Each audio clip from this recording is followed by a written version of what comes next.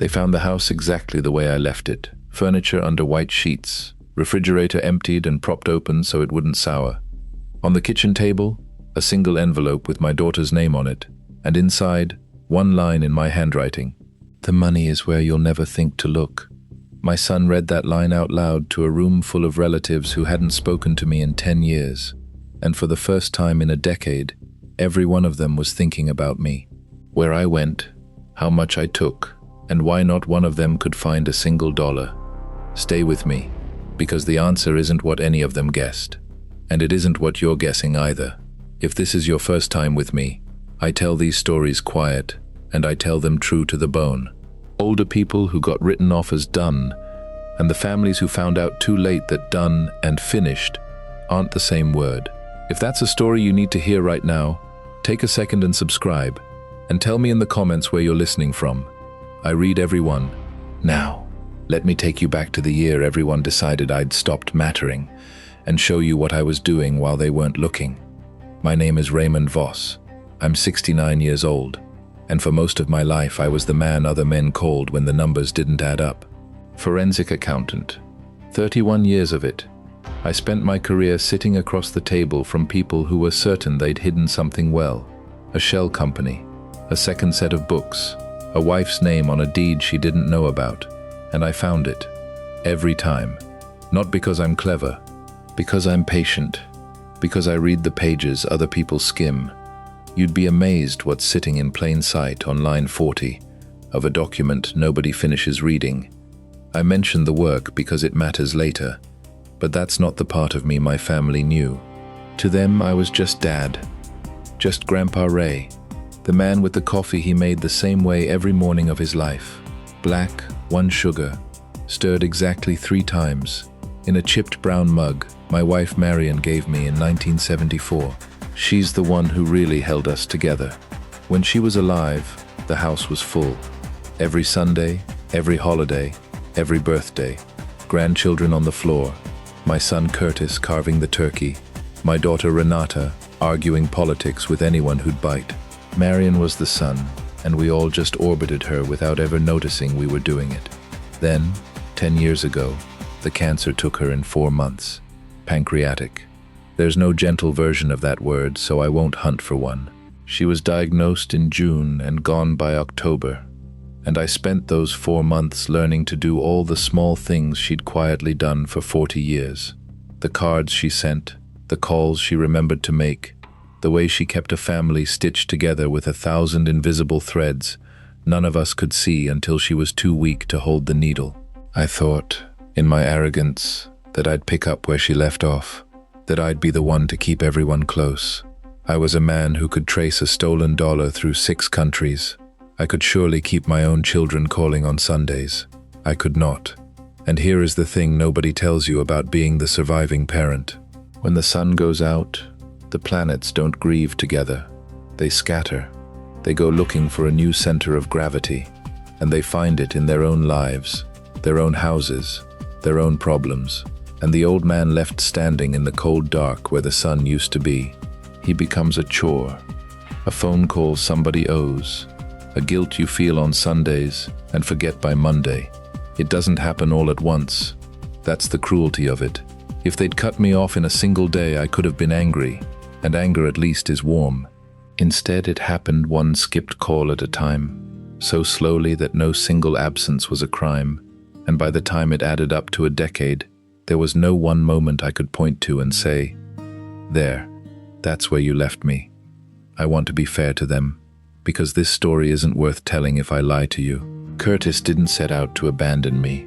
He had a marriage coming apart at the seams, and 2 teenagers he was terrified of losing, and every hour he spent driving out to sit with a grieving father was an hour that marriage bled a little more.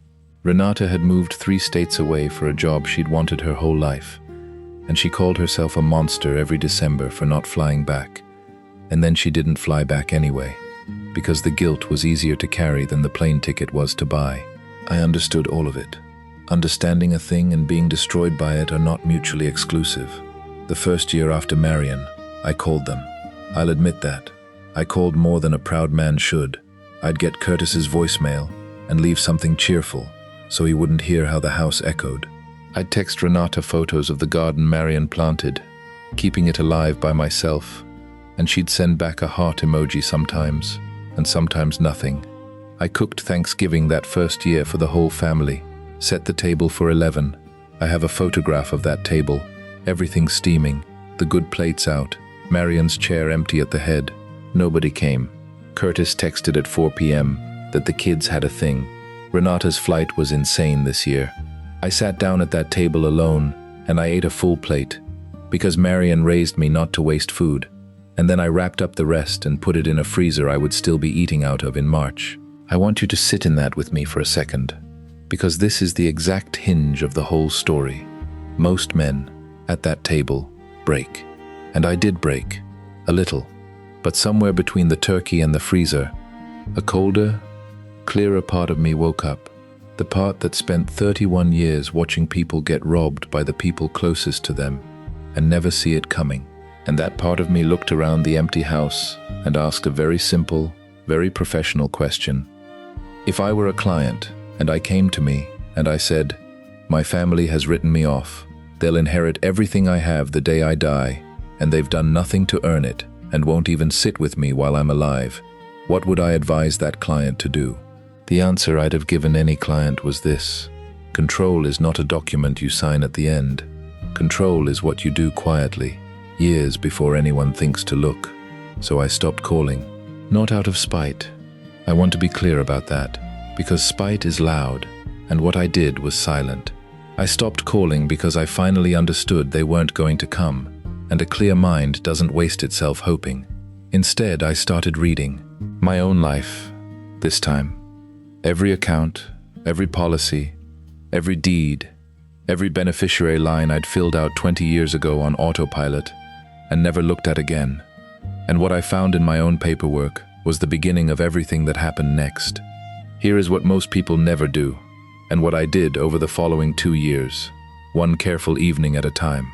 I mapped my entire estate the way I'd map a suspect's. Every dollar I owned, and, more importantly, every dollar that was set to move automatically the day I died, to people who'd let me eat Thanksgiving alone. The house, paid off, worth about $400,000. Retirement accounts, another 6. A life insurance policy Marion had insisted on decades ago that had quietly ballooned to $500,000. Added up, and the family that couldn't find an hour for me was, on paper, roughly $1.5 million richer the moment I stopped breathing. They just had to wait me out. And I realized, sitting there with my 3 times stirred coffee going cold, that waiting me out was exactly the plan. Not a cruel plan, not even a conscious one, just the quiet arithmetic of people who assume the old man's whole remaining purpose is to become an inheritance. So I decided to become a very different kind of arithmetic. But before I tell you what I moved, I have to tell you what I found, because the finding is the part that hardened me from a grieving man into a patient one. 2 evenings into mapping my own accounts, I opened a folder I hadn't touched since Marion's funeral.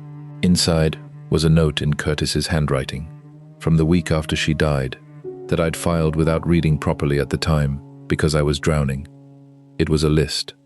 My son had sat down, the week we buried his mother, and made a list of my assets, account numbers, the house's estimated value, a column he'd labeled, in his own careful hand, with timeline.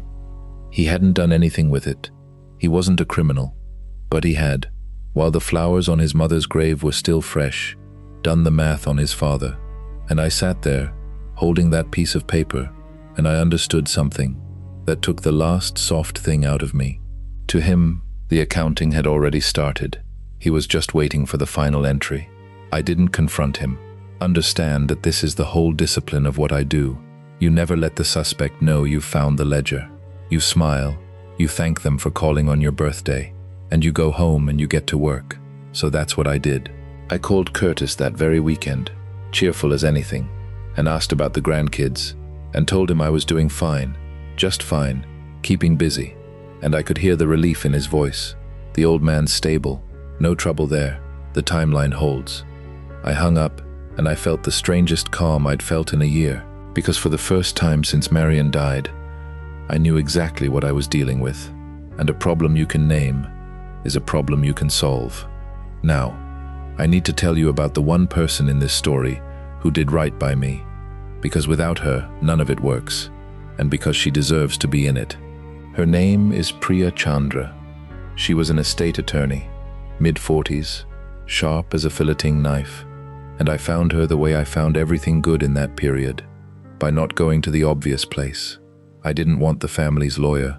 I didn't want anyone who'd ever met Curtis. I wanted a stranger who owed nothing to anyone with my last name. Priya listened to my whole situation across 2 hours in her office, and when I finished, she didn't give me pity, which is the thing I'd have walked out over. She gave me options. And then she said one sentence I've never forgotten. "Mr. Voss, everything you're describing is completely legal, and almost nobody has the discipline to actually do it. The law protects your right to change your mind. Most people just never exercise it in time. In time." Those 2 words became my whole religion for the next 2 years. Here's what we did, and I'm going to tell you plainly because there's a version of this that could help someone listening. Though I'll say now what I'll say again at the end. Talk to your own professional, because I'm a story, not your attorney. Piece by piece, I began to move. Not hide, move. The house I sold, quietly, to a young couple who cried when they saw Marion's garden, which is the only reason I said yes to their offer over a higher one. The retirement accounts, I restructured. The beneficiary lines, those little forgotten fields where the real money actually lives. The ones that override your will entirely. The ones nobody in your family ever thinks to check. I changed every single one. And the life insurance, the $500,000 Marion had built like a woman planting a tree she'd never sit under, I redirected too. Every dollar. Somewhere they would, as I wrote on that envelope. Never think to look. I want to stop on that beneficiary business for one moment, because it's the quiet heart of the whole thing, and almost nobody understands it until it's too late. You can have a will that says one thing, and a retirement account that says another, and the account wins. Every time. A will is a letter of intent read after you're gone. A beneficiary form is a live instruction the institution follows the second your death certificate clears. No lawyer, no courtroom, no reading of anything aloud. Curtis, for all his careful columns, had assumed my will was the map. He never once imagined that the real money in my life had never been governed by the will at all. It moved on rails he didn't know existed, and over 18 months, one form at a time, I quietly relayed every rail. He was guarding a door I was never going to walk through. And then, this is the part that took nerve, I disappeared. Not dramatically. Old men don't need drama to vanish.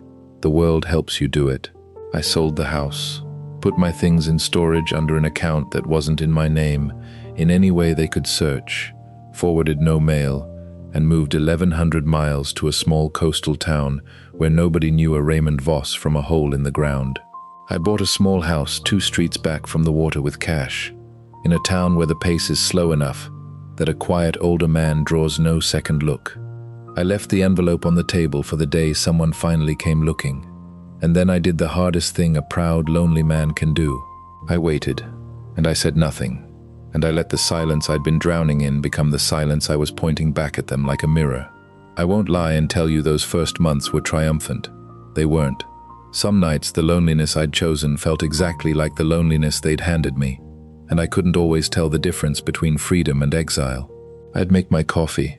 Black, 1 sugar, 3 stirs, the mug the one thing from the old house I refused to put in storage, and I'd sit on a porch looking at water I didn't grow up beside, in a town where no one knew my name, and I'd ask myself if a proud man had just engineered his own funeral while still breathing.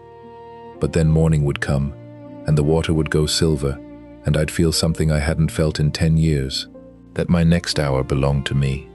Nobody was waiting me out here. Here, I wasn't a timeline. I was just a man who liked his coffee a particular way and had nowhere he had to be. It took, if you can believe it, 7 months before anyone noticed I was gone. 7 months. Let that land. I could have been dead on my kitchen floor for most of a year before a single person I raised or married into thought to check. What actually happened was smaller and somehow worse. Curtis's daughter, my granddaughter, Tessa, 19 now, the only one who ever texted me on her own, sent a message one day that didn't deliver. Tried again. Called. The number was disconnected. She drove out to the house on a weekend and found strangers living in it. A child's bicycle on the porch where my rocker used to be. And Tessa, God bless her, was the one who raised the alarm to a family that had let me go so gradually, none of them could say exactly when they'd last spoken to me. That's when the calls started. Not to me. They couldn't reach me. To each other. And that's when they found the envelope, because the young couple had kept it, not knowing what it was, and handed it to Tessa when she asked. The money is where you'll never think to look. I wish I could have seen Curtis's face. I've reconstructed it 100 times. My son, who once told his sister on a phone call I wasn't supposed to hear, that Dad's basically just running out the clock now, will deal with the estate when the time comes. My son, standing in a stranger's yard, holding a sentence that told him the clock had run out on him instead. Because here's what Curtis understood in that moment, being no fool. An estate you were counting on is only worth something if the assets are still pointed at you. And every arrow I owned had been quietly turned to face a different direction while he wasn't looking. What followed was the loudest 4 months of attention I'd received in 10 years. They found me eventually. You can't vanish completely in this century. And I didn't want to. Not forever. Renata's husband was good with a computer and tracked a property record to the coastal town. And one Saturday in spring, I opened my door to find my son and my daughter standing on my little porch by the water, older than I remembered, looking at me like I was a stranger who'd stolen their father's face. Curtis spoke first. He said, "Dad, what did you do?" And I looked at the two of them for a long moment, and I felt every single thing at once. The love, which never left, and the grief, and yes, the cold, clean satisfaction of a man who'd been underestimated by professionals his whole career and had never once been underestimated correctly. We stood there in the doorway a while, none of us sure of the choreography. There's no etiquette for it. The reunion of a father and the children who forgot him, on a porch none of them had ever seen, over a question about money none of them would say plainly. Curtis's jaw was working the way it did when he was a boy, caught in something.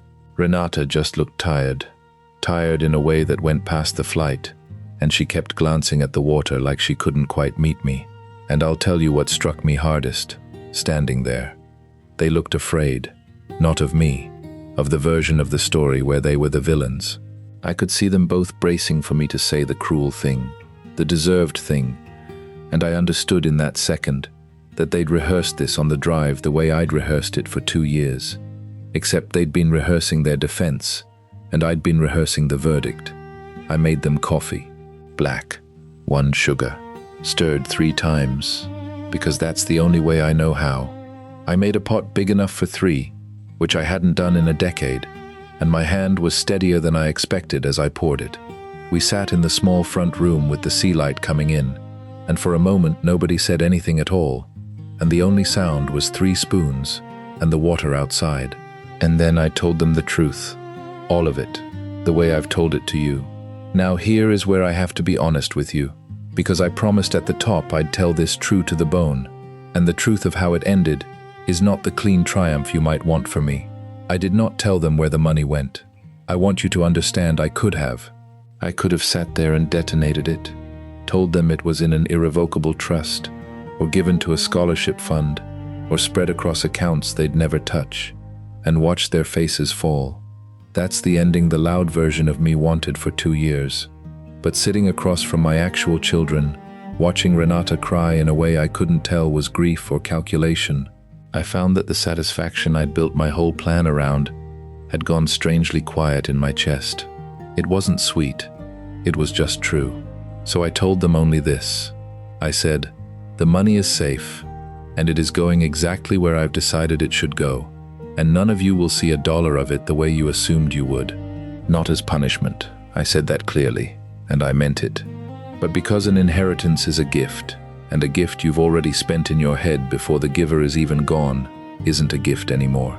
It's a debt you've decided someone else owes you, and I was done being a debt. I told them they were welcome in my life, my actual life, the one happening now, in this little house by the water, Sunday calls, a visit if they wanted one. Me, while I'm still here to be had. That was the inheritance on offer now. The living man, not the dead one's money. Curtis took it badly. I understood that too. He'd spent 10 years with a number in the back of his mind, a cushion, a someday, and I'd pulled it out from under him in a single afternoon, and no amount of me being reasonable was going to make that not feel like a theft to a man who'd already spent the money in his imagination. He stood up before his coffee was half gone. He said a few things I won't repeat, not because they were unforgivable, but because a man says things in that moment that aren't really about the thing in front of him. They're about a mother gone too soon, and a father he didn't know how to reach, and a marriage that had cost him more than he'd ever told me. I let him say all of it. Then he left angry and drove 1,100 miles back to a life that had a hole in its arithmetic now. He's still angry, if I'm honest with you. We speak, a call here, a stiff word there, but there's a wall, and I don't know if it comes down before one of us is gone. That's the cost. I built this whole thing knowing there'd be a cost, and I want to be honest that knowing it and paying it are two different weights. The wall is real. I put a brick or two in it myself. I won't pretend I didn't. But Renata called me 2 weeks later, and she didn't mention the money at all. She asked how the water looked in the morning. She asked if I was eating. She flew out that summer and sat on my porch for 4 days, and we talked more than we had in the 15 years since her mother got sick. And on the last night she said, quiet, looking at the dark water, "I don't want the money, Dad. I want the 4 days." And I believed her, because I've spent 31 years learning to tell the true books from the cooked ones, and that was a true one. So I'll tell you what I got, since you stayed with me to find out. I didn't get my whole family back. I got one daughter, all the way back, which is more than I had for 10 years, and less than a man wants. And I got the thing I actually built all of it for, though I didn't know it when I started. I got to stop being furniture. I got to be a person again, with a hand on the tiller of his own last chapter.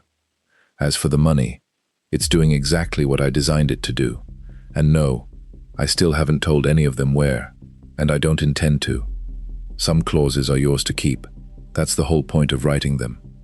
Everything I did, reading my own paperwork before someone else read it for me, understanding the beneficiary lines that quietly overrule your will, moving with intention while I still legally could, protecting my autonomy from people who assumed I no longer had any. I put all of it into a short, plain guide called The Unread Will. It's not legal advice, and it won't replace a good attorney in your own state. It's the map I wish someone had handed me the night I ate Thanksgiving alone. If any part of this story sat too close to home, the link is in the description and pinned in the comments. Read your own life before someone else decides they've read it for you. I'm Raymond Voss. The sun went out 10 years ago, and I spent a long time being a planet with nothing to orbit. Turns out an old man can become his own center of gravity, if he's patient, and if he reads all the way to the end of the page. Most people never do. I'll see you in the next one.